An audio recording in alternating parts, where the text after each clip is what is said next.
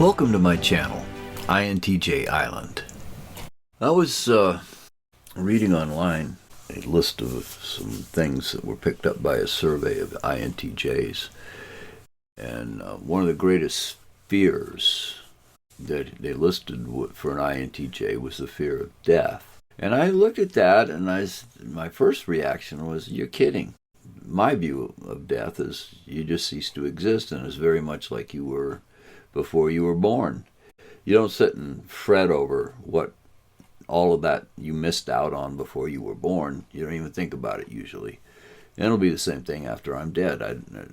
It's over and we're all finished, and there's nothing to fret about there. So that was one of the things that always bugged me about the story of the INTJ Ebenezer Scrooge.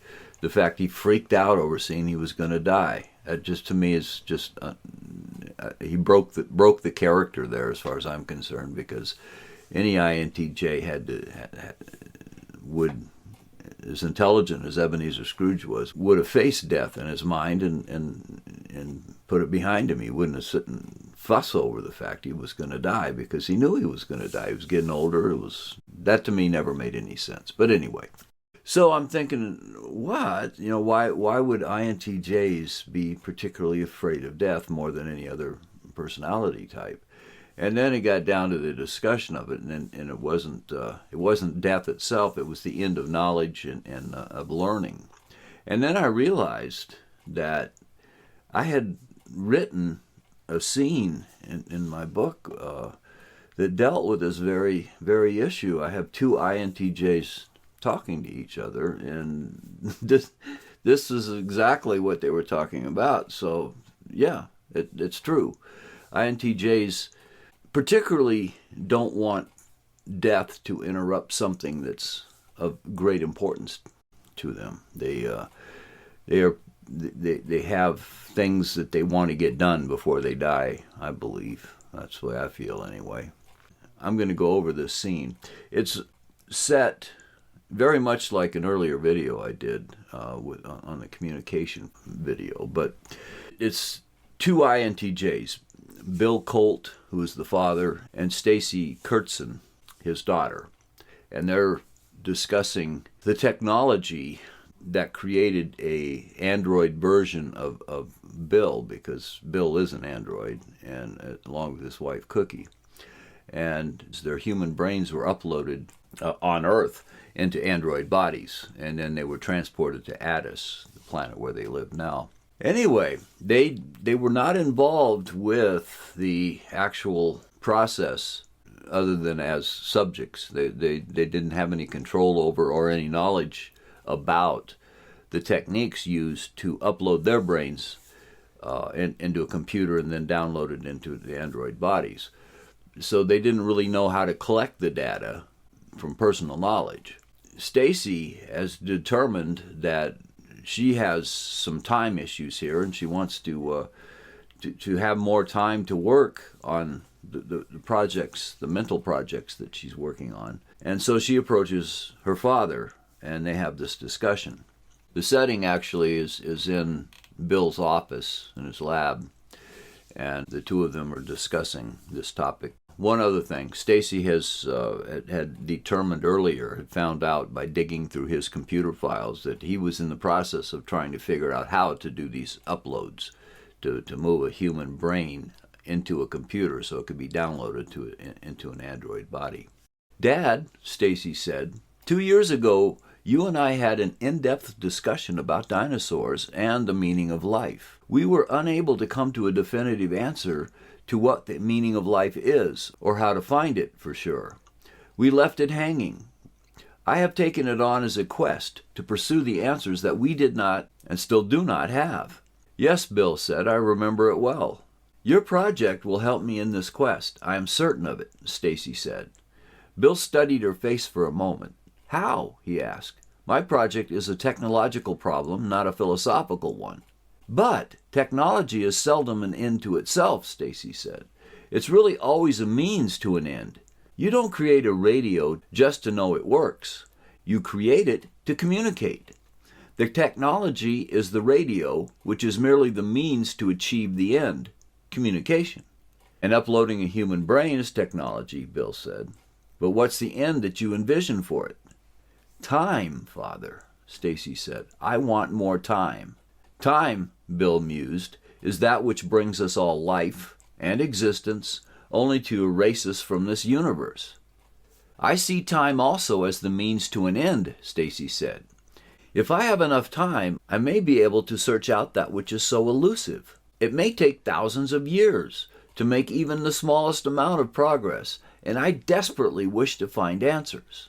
That's my Stacy, Bill said. You aren't afraid of dying or wishing for having loads of fun and delights and a long life filled with luxuries. No, you want to understand the universe, and you need more time to do it.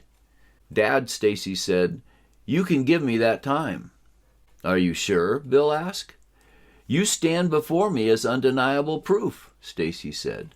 Your existence has spanned more than a millennium, and it might well go on for many more millennia. I know that most of your time so far you were unaware of time going by, but that will not be true of your future time. We're having to reverse engineer the process that was used on us, Bill said. We understand what to do with the brain data for ourselves, but we never had to collect it in the first place. If those people on Earth could figure it out, Stacy said, you can do so as well. I'm pretty sure you're right, Bill said. In fact, I think we're almost there. But we have to run tests to make sure. On Earth, they didn't care. But I don't want our process to be destructive to the human brain. I want to get the upload without killing the patient. I'm offering myself to be your test case, Stacy said. Stacy, Bill said, what if I damaged you? I couldn't live with that. Death will damage me utterly, Stacy said. You know this to be true. Even before it kills me, it will age me and cut away my abilities a bit at a time, unmercifully. You and Mom have suffered over this fact for years. You know your children will age and they will die before your very eyes. I want you to succeed in casting off that suffering for good. Use me as your test case. There's something else that you haven't mentioned, Bill said. If you were an android like Mom and I are, you'd be able to use whatever time you have almost immeasurably more efficiently. You'd be able to think at a level that no human could ever reach. Your progress should be greatly enhanced by that as well, perhaps even more than by the added time, no matter how lengthy. I've dreamed of such a thing, Stacy said.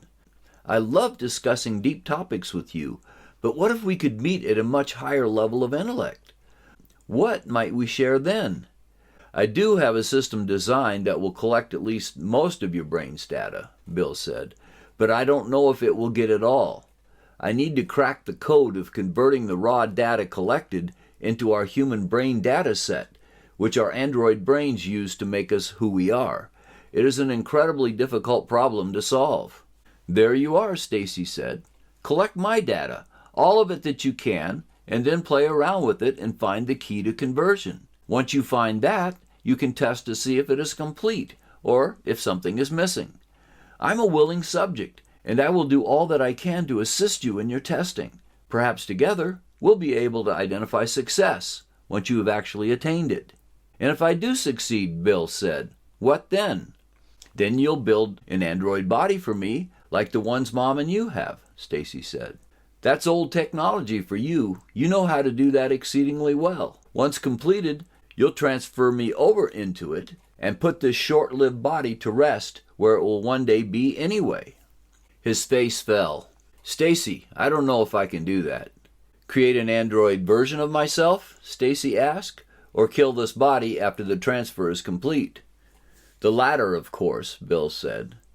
Leave that to me, Stacy said. I'm ready right now to begin. Are you able to move forward today?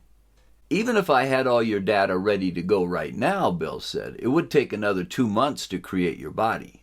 You can test the data on one of Mom's old bodies, can't you? Bill sighed and shook his head. He set his hands on his desk and leaned forward to eye Stacy. I think you and Dr. Frankenstein might have gotten along very well, he said. Maybe it's the failings of youth, Stacy said, but I am eager to move past some of the philosophical roadblocks that I'm fighting today. Even if there is no inherent meaning to life, Given enough time and greater understanding, why would I not be able to create one myself? Why must the meaning of life be inherent or assigned from an external source? You hold the key to answering this question for me. Okay, Bill said. Stacy, you know that I love you more than I can ever express. Angie is nearly Mom's twin in many ways. You're my mental twin. We are in sync on the deepest of levels. I understand what you want, and I really do understand why you want it, so I'll acquiesce to your request. However, you must understand that there is a danger here. You might just get lost over there in high Q land. You might abandon your family and your human children. You might leave and never return to those who love you so much in the Kurtzen mansion.